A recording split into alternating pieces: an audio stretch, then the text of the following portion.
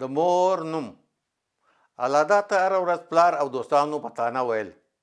تربران یې تر لندن ورسېدل. خر چې له خره پاته سي غوږونه یې د پرې کېدو دي. ته له هغو څه پاته یې؟ ته هم یو سر او دوه غوږونه لرې، هغوی هم. الادا د خپلو غوږونو د ساتلو لپاره اړ سو چې د سفر موچڼې په پښو او ملا په پټو ټینګه وتړي. نو نر غوندې ایران ته واوښت. په شپو شپو یې هلته په غرو او رغو کې د کلي په کږو وږو کوڅو کې په لوږه او تنده له یو کلي بل کلي ته مزلونه کول.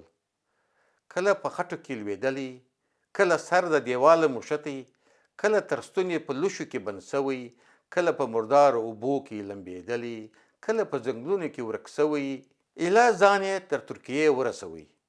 هلته پولیسو ونیوی او په وهلو یې تر یونانه ورسوه. یونان کې بیا پولیسو ونیوی، د وهلو وروسته یې هغه ته پناهندګي ورکوله. خو هغه نه غوښتل د خپل تربورانو پاته او غوږونه یې پرې سي. باید ارومرو تر لندنه ورسېږي.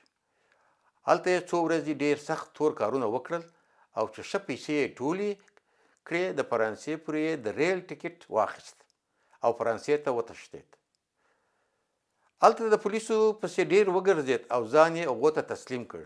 هغو پناهندګي ورکوله، خو هغه ورته ویل دا ځای نو ګوډ، لندن ویری ګوډ.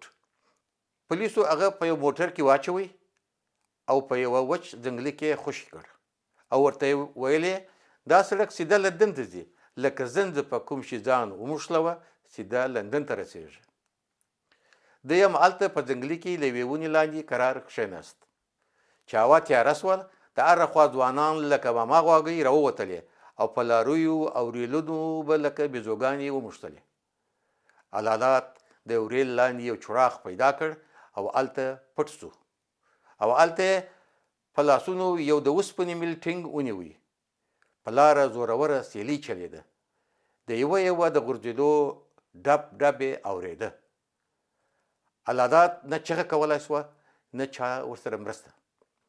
د الادات ژبه په تالو کې موښتې وه او لاسونه یې له یخه په وسپنیز میل پورې ویلډینګ سوي وه.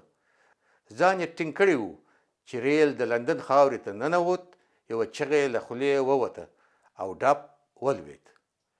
پولیسو په یوه تذکره کې خپل دفتر ته بوت. هغه چې دې 3 میاشتو د سفر ستونزو ستړی ستومانه کړی و، نه پوهېده وژاړي که وخاندي، ځکه هغه یوازینی اتل و چې د هغو ټولو لوبغاړو څخه ژوندی تر لندنه رسېدلی و.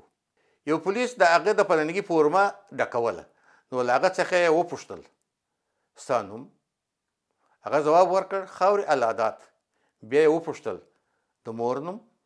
د هغه چې شونډان له یخه رژدېده تک سور سو.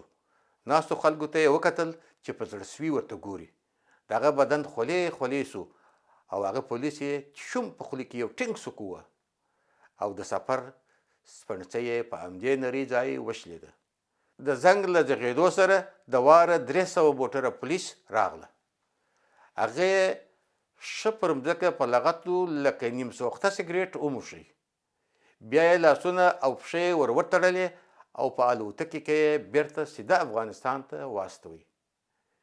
په الوتکې کې په سوچ کې و چې رښتیا د مور نوم یې څه شي دی چې سترګې یې رپولې. بیا په افغانستان کې ژړې سترګې ناست و.